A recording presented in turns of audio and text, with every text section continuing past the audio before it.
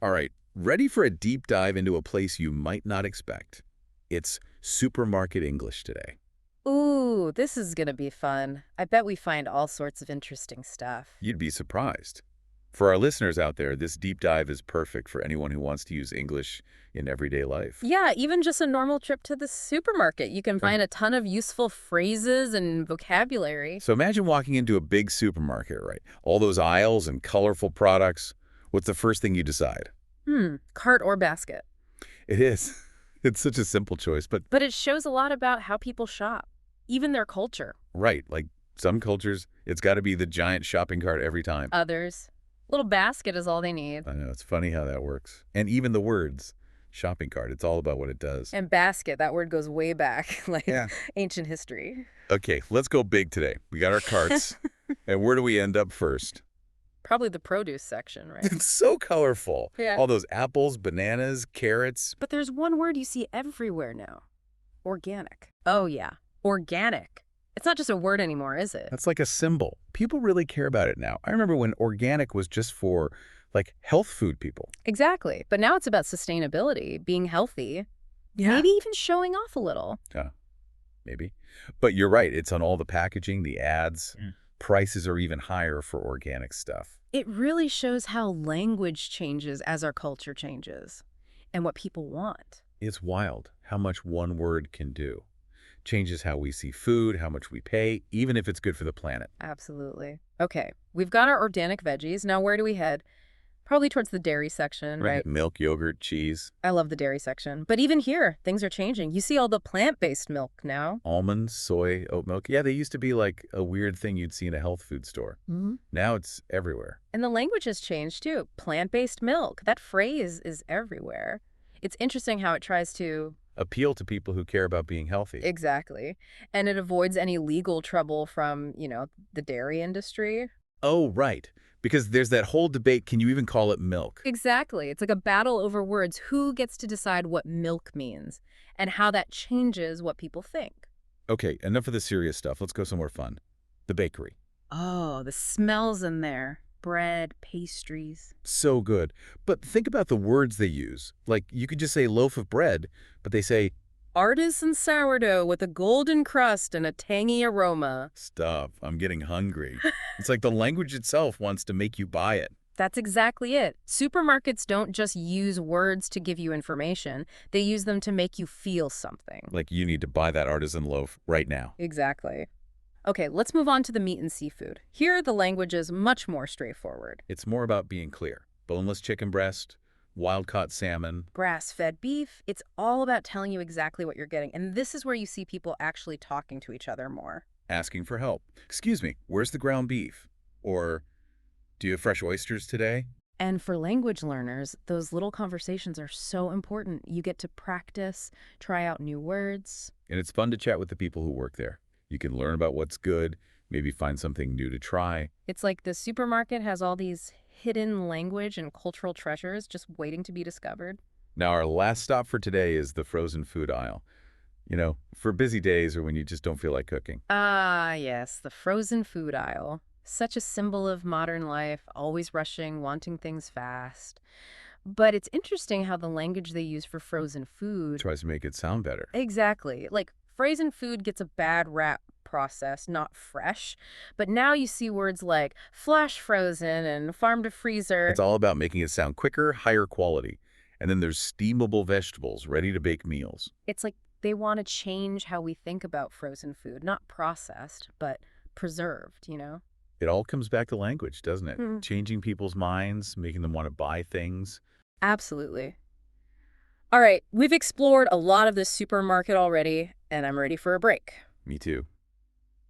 We'll be right back with part 2 of our deep dive into supermarket English. Don't go away. Welcome back to our supermarket English deep dive. Ready for round 2? Oh, yeah. We left off at the checkout talking about those loyalty cards.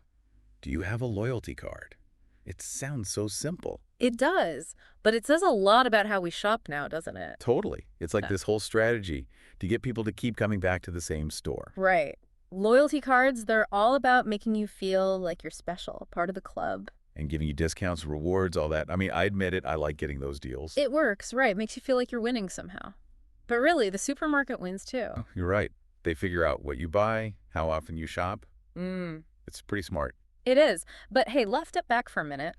Think about the whole supermarket, not just the words. Like the layout, how it's designed. Yeah. It's not random, is it? It's all planned out very carefully. They want you to buy more, of course. But how do they do it? Think about where they put the things everyone needs. Milk, bread. They're usually way in the back of the store. Exactly. You have to walk past all those tempting things to get there. Cookies, chips. It's like an obstacle course. Yeah. And then there are those displays at the end of each aisle. End caps. Oh, those are prime real estate. They use those to grab your attention. New products, sale items, bright colors. Hard to resist.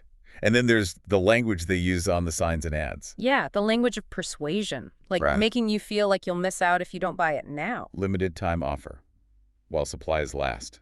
I fall for that every time, We all do. And then they'll use words like fresh, natural, artisan. making it sound fancy, healthy, like it was made by hand or something. Right. Tapping into those desires we all have for simpler times. Wholesome food. It's amazing how much thought goes into every little sign in a supermarket. It is. But let's move on to something else. The people in the supermarket. Oh yeah, it's not just about shopping. You see all sorts of interactions happening. It's a social space, too. You see people bumping into each other, chatting in line. I once had this great conversation with someone about apples.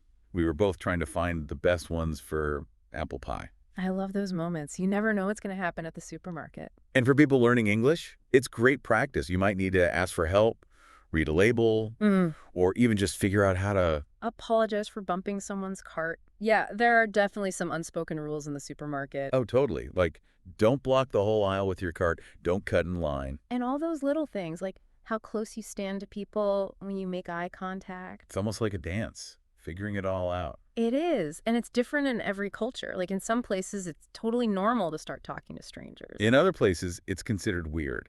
So the supermarket really shows how different cultures can be. Right. And those cultural differences show up in the language, too. How people greet each other, how products are described. Speaking of products, let's talk about branding and packaging. That's a whole language in itself. It is. The supermarket is like a battle for your attention. All those colors, logos, pictures. It's amazing how much work goes into designing a package that'll make you stop and look. Think about the colors, the font, the images they choose, and then there's the words, the slogans, the descriptions. All those promises. Healthier, tastier, happier. It's all about persuasion, making you believe that you need this product. Sometimes it feels almost like poetry, how they write about food on a package. It's true. But let's zoom out even more. The supermarket isn't just about individual products. It shows something bigger about us. Like about our society. Exactly. Think about how much stuff there is in a supermarket. All those choices, different kinds of food from all over the world. It can be overwhelming. But it also shows how connected we are now, how many different cultures we have access to. Right. And it shows how our relationship with food is changing. We're more aware of different cuisines, different diets. But we're also getting all these messages about food. What's healthy? What's good for you? From ads, packaging, even just the words they use to describe things, like all the focus on low-fat, sugar-free, superfoods. Like everyone's obsessed with being healthy. It is a big part of our culture now, and it makes you wonder, how much does the supermarket influence what we eat? That's a good point. It's not just about buying groceries. It's about how we think about food, what we consider normal. Exactly. But we have a choice, right? We can think for ourselves, decide what we believe, and support the brands that match our values. That's true. It's empowering to think about it that way. It is. So the supermarket, it's not just a place to shop. It's a place where language, culture, business, and all our personal values come together. Wow, I never thought I'd have such a deep conversation about the supermarket. Mm. It really is amazing how much we can learn just by paying attention to the language. I agree. And we've only just scratched the surface. Back for more supermarket English. Are you ready to check out, so to speak? I am. We've gone through the aisles, figured out the marketing tricks. It's been a fun deep dive. Totally. I never thought I'd learn so much about, like, the language of the supermarket. It's amazing what you can find if you really pay attention, right? Yeah. And it makes you think about those everyday places in a whole new way. Exactly. And there's one spot we haven't talked about yet. The checkout line. Oh, yeah. That's where everything comes together, right? It is. It's like a little stage where you see all these different people, all their different behaviors. It's true. You can learn a lot about people just by watching them in the checkout line. All those little interactions. Like how people wait in line, how close they stand to each other, if they get impatient. And sometimes you see really nice things, too, like someone letting another person go ahead of them. Oh, yeah. Or a parent teaching their kid to be patient. A cashier who's super friendly, even though they've been working all day. It's nice to see those moments. Makes you feel good. It does. And it shows that language isn't just about the words we say, right? It's also about how we act, those little signals we send. Totally. And for people learning English, the checkout line is a good place to watch and learn. You can see how people act, what's polite, what's not. And for language learners, that's super valuable. It is. Now, one more thing I wanted to mention. Food labels. They can be tricky. Oh, food labels. They're full of information, but sometimes it feels like a secret code. All those ingredients, measurements. And then there are all the claims they make. Low fat, organic, all natural. It can be hard to know what it all means. It can, but it's important to figure it out, especially if you have allergies or you're trying to eat healthy. Yeah. Learning how to read food labels is like having a superpower. Mm. You can make better choices for yourself and your family. Exactly. It gives you control over what you're eating, and it's not just useful at the supermarket either. Right? It helps you at restaurants, when you're cooking. Yeah? You're just more aware of what's in your food. Absolutely. So I guess that's our big takeaway from this deep dive, right?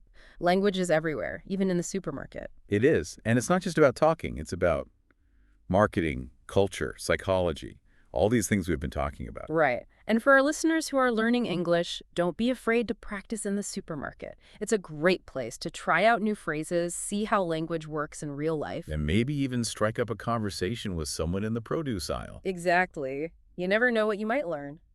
Thanks for joining us on this supermarket English adventure. We hope you learned something new, had some fun, and maybe even got inspired to. Pay a little more attention to the language around you. Exactly. We'll catch you on our next deep dive. Until then, happy shopping, everyone.